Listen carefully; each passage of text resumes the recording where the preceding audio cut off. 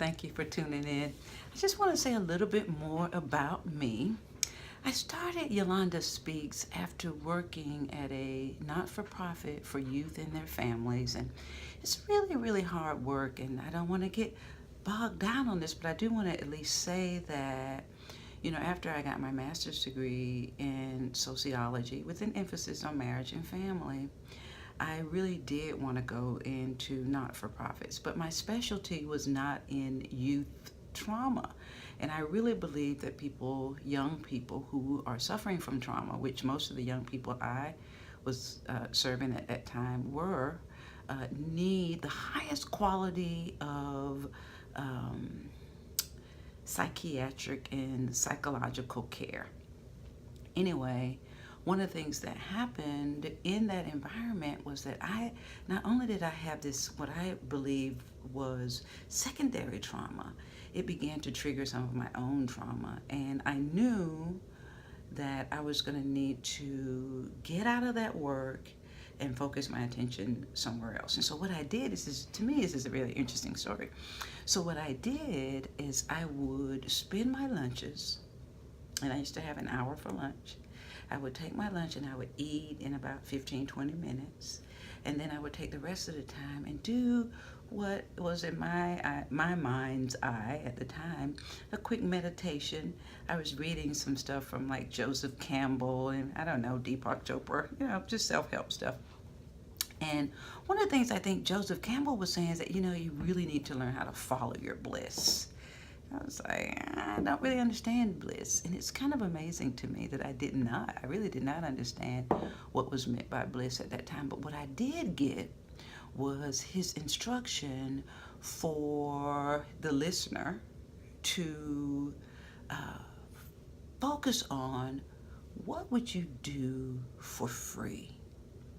If money was not an option, what would you do for free? And over and over again, I kept getting, if I wasn't paid anything, what I would do is speak, teach, and train.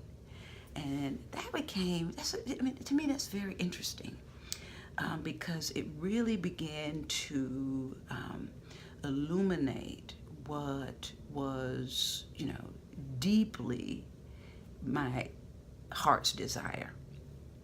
And so I believe that we have a connection. So then as that work ended, I took a position at a private college to teach sociology full-time, which was wonderful.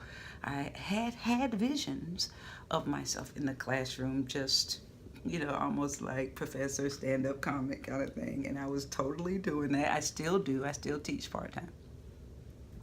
And so I did that. But after a time, I knew that I wanted to take the things. So not only was I teaching, I also put myself into a very intense and I think very powerful therapeutic process. I won't go into it right now, but it was really about kind of releasing my own trauma and the trauma that I think occurred from working in a very trauma-intensive environment. And so I did that work while I was working because, look, we don't get to not work as we work on our stuff. But anyway, I did that. And as I began to experience some ease in that, I decided that I would start Yolanda Speaks. And I began, first of all, it wasn't Yolanda Speaks at the time. I called my company Pro Esteem at first. And it really was about professional esteem, but it's, Yolanda Speaks is about much more than that. But it started out as that, and what I really wanted to help people do was to deal with the stress of work, the work of serving other people who have suffered greatly. And so that's how it all started. And I'm very excited. I'm excited about the business. I'm excited about this new phase that we're in.